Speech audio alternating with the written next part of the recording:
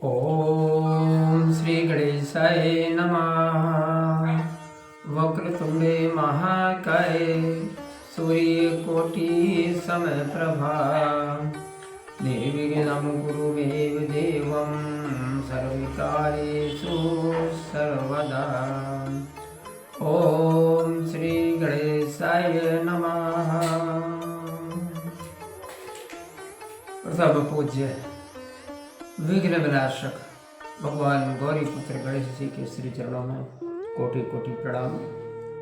बोलिए सियावर रामचंद्र भगवान की जय, भरत जी की जय, लक्ष्मण कुमार की जय, शत्रुघ्न जी की जय, महावीर बजरंगबली स्वामी की जय, उमापति महादेव की जय, जगदम्बा महारानी की जय, गंगा मैया की जय, नर्मदा मैया की जय, गौ माता की जय, सब संतों की जय।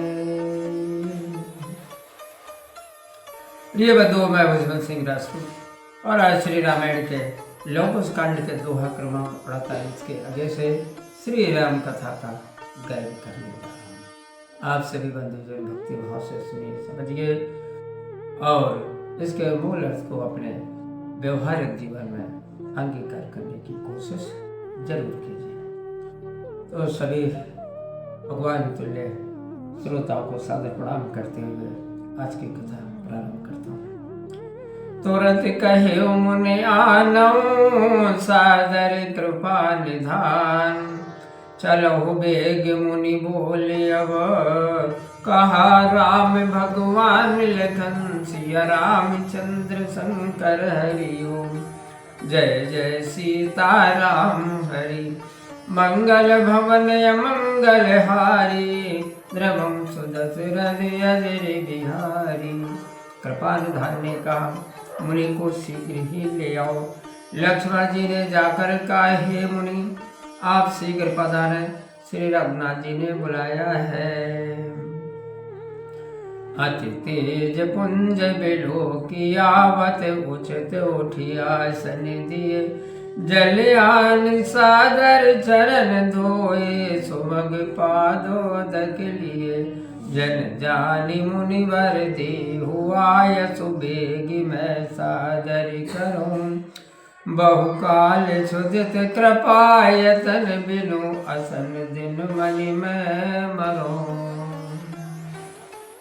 श्री राम जी बड़े तेजवान मुनि को आते देखकर उठे और उचित आसन दिया, जल लाकर आदर से चरण धोए और चरणामृत लिया। वे बोले हे मुनि श्रेष्ठ, सेवक धन कर आज्ञा दीजिए जिसे मैं आदर से करूं। तब मुनि ने कहा हे दया सागर, मैं बहुत समय से व्रत के कारण भूखा हूँ, भूख से मर रहा हूँ। मन भाव भोजन दीन रघुपति बहुत विधि विनती करी, संतोष पाय मुनि से स्तुति विनय करी आशीष भरी। करी विदा मुनिवर देख लक्ष्मण हृदय दारुथ दुख भय, भरतादि अनु समेत पुरजन ताहि छिन देखन भय। श्री रामचंद्र जी मुनि को मन भाव ने भोजन कराकर बहुत भांति से विनती की। संतोष से मुनि ने आशीर्वाद देकर स्तुति की। फिर मुनि को विदा कर लक्ष्मण जी की ओर देख कर श्री रामचंद्र जी को भारी दुख हुआ। उस समय भरत आदि भाई प्रवासियों के सहित उन्हें देखने गए। पद बंद ठाड़े जोरी कर दो बदन लखी अति कांपहि, भरि नैन पंकज नीर आरत भरत सो प्रभु भासहि।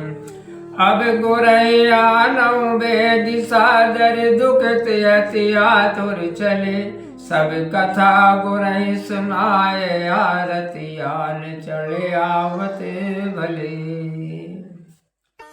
सब चरणों की वंदना करके दोनों हाथ जोड़कर खड़े हो गए और भगवान का मुख देखकर भय से कांपने लगे। कमल रूपी नेत्रों में आंसू भरकर दुखी भरत जी से प्रभु बोले, आदर सहित गुरु जी को शीघ्र बुलाओ।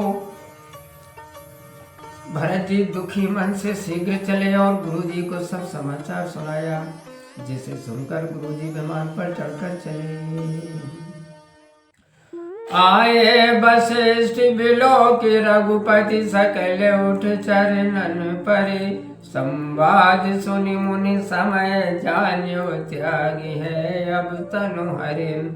सुनि बचन शेष विचारी निज और राम बिन धिक जीवनो, गए चरण सरियो तीर आए देख जल सुभ पावनो।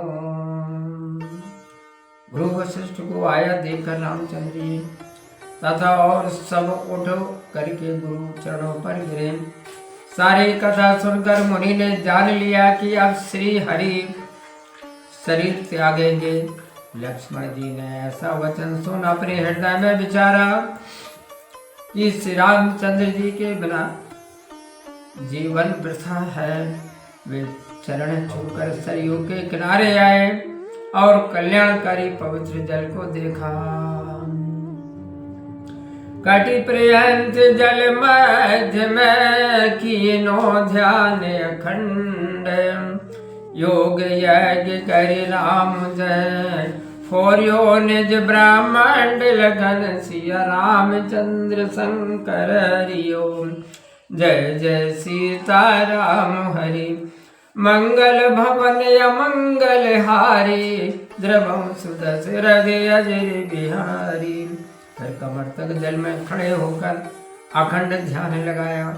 योग क्रिया से श्री राम जी का ध्यान करके अपना ब्रह्मांड फोड़ लिया। राम धाम पहुँचे लखन तुरत चतुर्थम भाग, सुनि व्याकुल रघुपति भरत मिटे सकल अनुराग। लखन सिया रामचंद्र शंकर हरिओ।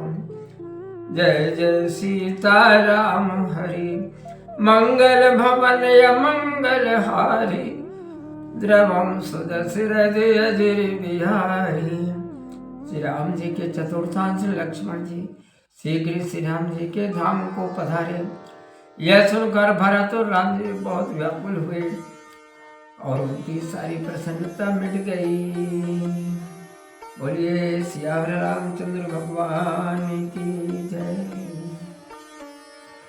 प्रिय सज्जनों, मैं भुजबल सिंह राजपूत और आज श्री रामायण के लव कुश कांड के दोहा क्रमांक 50 तक श्री राम कथा का गायन किया, वाचन किया। बंधुओं, राम कथा अच्छी लगी हो तो वीडियो को लाइक करिए और अपने इष्ट मित्रों में इसे शेयर जरूर कीजिए।